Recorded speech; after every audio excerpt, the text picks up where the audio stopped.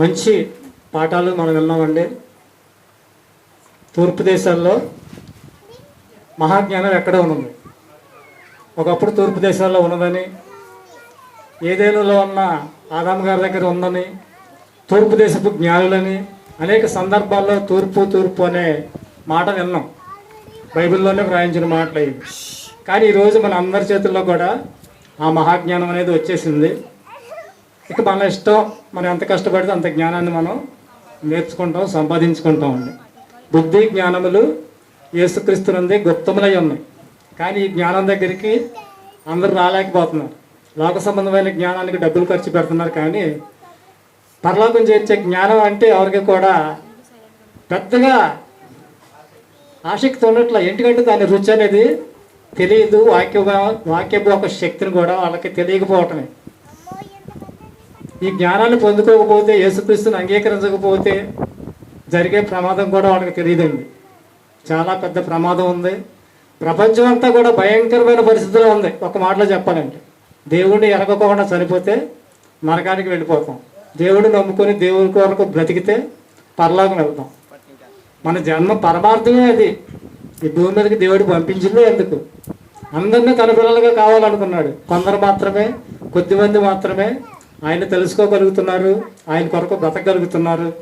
మరి అపవాది కోసం ఏర్పాటు చేసిన పాతాళలోకానికి ఈ దేవుడిని తెలుసుకోకుండా ఇష్టానుసారంగా బతికిన మనుషులు వెళ్ళిపోవాల్సిన పరిస్థితి చాలా దేవునికి బాధాకరం అండి. దేవునికి బాధాకరం. యోబు గ్రంథంలో ఒకే మాట, 38వ అధ్యాయం, జ్ఞానము చేత మేఘములను వివరింపగలవాడు ఎవరు? ఆత్మ సంబంధమైన జ్ఞానము, ఈ భూ సంబంధమైన జ్ఞానము. మరి బైబిల్లో ఈ మేఘాల గురించి అనేక సందర్భాల్లో మనం విన్నాము. ఈరోజే ఈ మేఘాల గురించి ఒక పాఠంగా మనం నేర్చుకున్నామండి.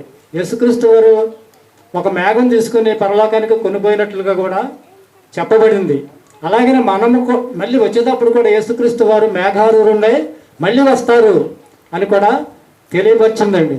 నిర్జల మేఘం. నిర్జల మేఘం అంటే జలం లేని మేఘం, నీళ్లు లేని మేఘం.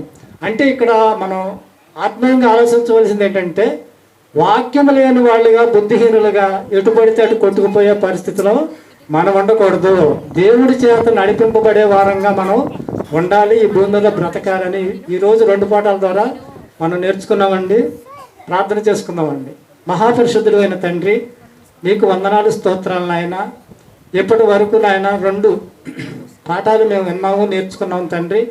వీటిలో ఉన్న జ్ఞానాన్ని మేము తీసుకుని వాటి ప్రకారంగా ఈ భూమి మీద నీ కొరకు మేము బ్రతకగలిగి నాయన నీవున్న పరలోక రాజ్యంలో ప్రవేశించే ధన్యత ఇక్కడున్న ప్రతి ఒక్కరూ పొందుకోగలగటానికి మీ సహాయం అందించమని ప్రార్థన చేస్తున్నాం తండ్రి. ఇదిగో నాయన, పరీక్షలు వ్రాసిన పిల్లలందరూ కూడా నాయన నీ జ్ఞానాన్ని నిక్షిప్తంగా బైబిల్లో వ్రాయించావు. ఆ మాటలే, ఆ జ్ఞానాన్ని పరీక్షల రూపంగా మా మైండ్లో ఎంతైతే మరి ఉంచుకోగలిగే మనది తెలుసుకోవటానికే పరీక్షలు అనేవి జరిపిస్తున్నామని కూడా మేము తెలుసుకున్నాం తండ్రి. ఆ జ్ఞానాన్ని బిడ్డలు నాయన ఎక్కువగా నేర్చుకోవటానికి ఆసక్తిగా నీ జ్ఞానపు మరి మాటలు ఆయన ఎవరికైనా చెప్పాలంటే ముందుగా జ్ఞానం ఉండాలి కనుక ఆ జ్ఞానమైన మాటలు నేర్చుకుని చెప్పగలిగే భాగ్యం ఇక్కడున్న ప్రతి ఒక్కరికి దయచేయమని, ఇక్కడున్న ప్రతి ఒక్కరికి అవసరతలు తీర్చండి. వారి కుటుంబాల్లో సంతోషము, సమాధానము ఇవ్వగలిగిన వాడు నీవే నాయన.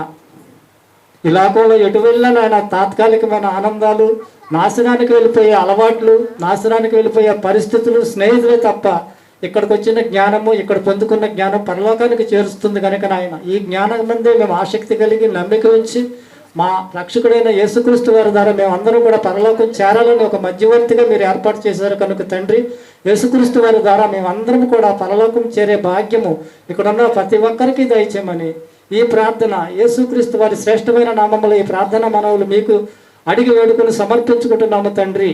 ఆమెన్. మన తండ్రి అయిన దేవుని దయ, కుమారుడైన యేసుక్రీస్తు వారి కృప, పరిశుద్ధాత్మ దేవుని సహవాసము సదాకాలము మనందరికీ తోడై ఉండి నడిపించునుగాక. ఆమెన్.